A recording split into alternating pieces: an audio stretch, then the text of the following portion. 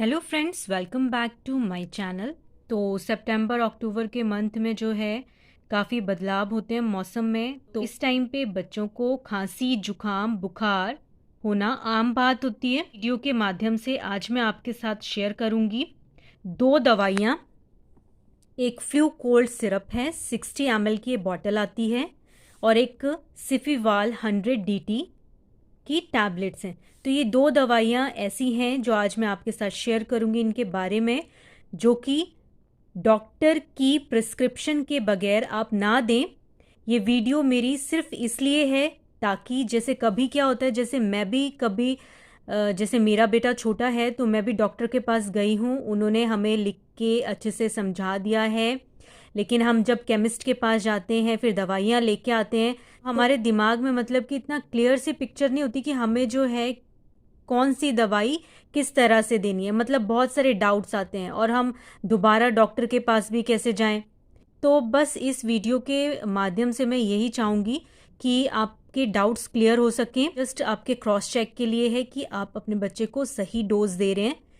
तो चलिए शुरू करते हैं वीडियो। सबसे पहले मैं शुरू करती हूँ फ्लू कोल्ड सिरप के बारे में।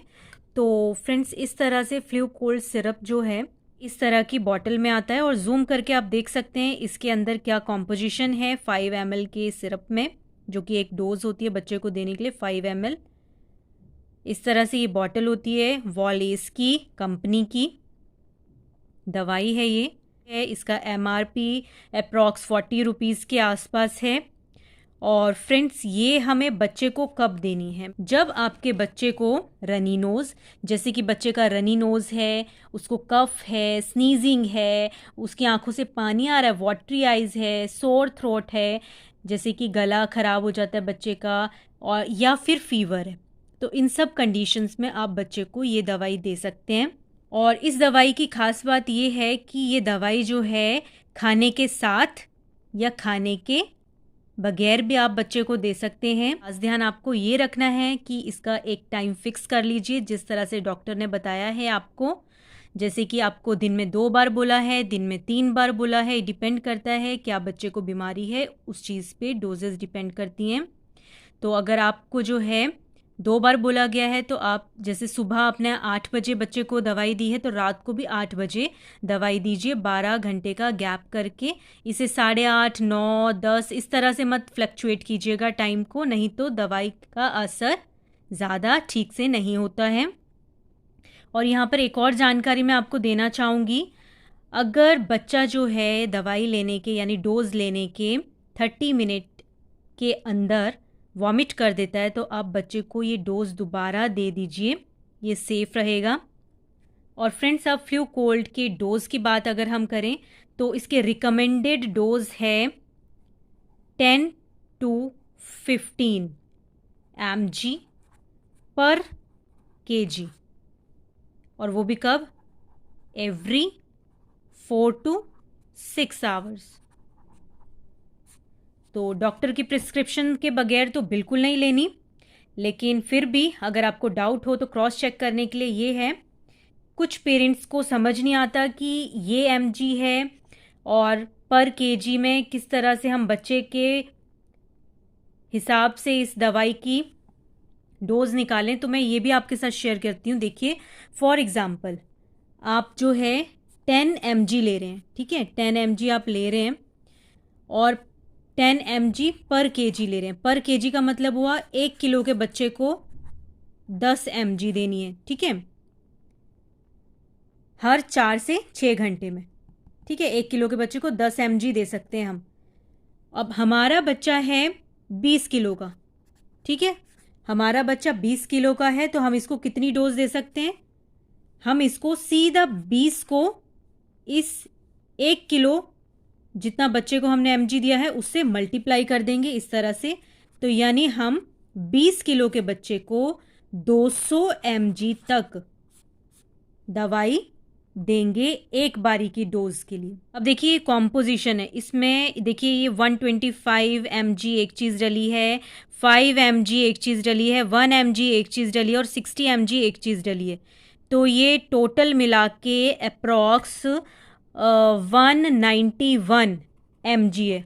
और 500 ml जो एक डोज बनती है उसमें, ठीक है। सारी दवाइयों को मिला के जो ये फुल कॉम्पोजिशन बना है तो वो 5 ml में इतना mg आता है। तो देखिए ये अप्रॉक्स है, 5 ml में 191 mg आ रहा है। इट मीन्स 200 mg के आसपास ही है, अप्रॉक्स सेम है। इट मीन्स आप 5 ml अपने बच्चे को हर 4 से 6 घंटे में दे सकते हैं। अब दूसरी दवाई के बारे में मैं आपसे शेयर करती हूँ। देखिए ये है सेफीवाल। सेफीवाल दवाई जो है ये भी वॉलेस की ही है और ये टैबलेट आती हैं और ये टैबलेट्स भी बच्चे को हम दे सकते हैं खाने के साथ या खाने के बगैर भी। तो डॉक्टर की रिकमेंडेशन के बगैर तो आप बिल्कुल मत दीजिएगा, लेकिन अगर डॉक्टर ने दे रखी है, आपके दिमाग में कुछ डाउट्स चल रहे हैं कि कहीं मैं ज़्यादा तो नहीं दे दूंगी डोज, कम तो नहीं दे दूंगी बच्चे को, तो जस्ट उस चेकिंग के लिए मैं आपके साथ ये वीडियो चेक कर रही हूँ। तो इस तरह के बॉक्स में ये दवाई आती है सेफिक्सिम। डिस्पर्सिबल टैबलेट्स होती हैं IP 100 mg की। सेफीवाल 100 DT, इस तरह से वॉलेस की कंपनी की। इसमें 10 टैबलेट्स आती हैं और अगर डोज की बात की जाए इसकी तो 6 से 12 साल के बच्चों के लिए जिनका वजन 45 kg से कम है, ठीक है, उनकी डोज क्या होगी? उनकी डोज है 8 mg पर kg। यानी अगर आपका 1 किलो का बच्चा है तो उसको 8 mg आप डोज दे सकते हैं। दिन में सिर्फ एक बार आप देंगे 1 किलो के बच्चे को 8 mg। अगर आपको 2 बार देनी है, अगर ट्वाइस देनी है, ट्वाइस अ डे देनी है, तो आप क्या कर लेंगे कि 8 mg को 2 इक्वल भागों में बांट लेंगे। यानी 4 mg आपने एक टाइम पे दे दी और 4 mg आपने दूसरे टाइम पे दे दी, इस तरह से, ठीक है। तो आप दिन में 2 बार भी दे सकते हैं, लेकिन 4 mg करके, लेकिन आपको मैक्सिमम 8 mg ही देनी है 1 किलो के बच्चे को।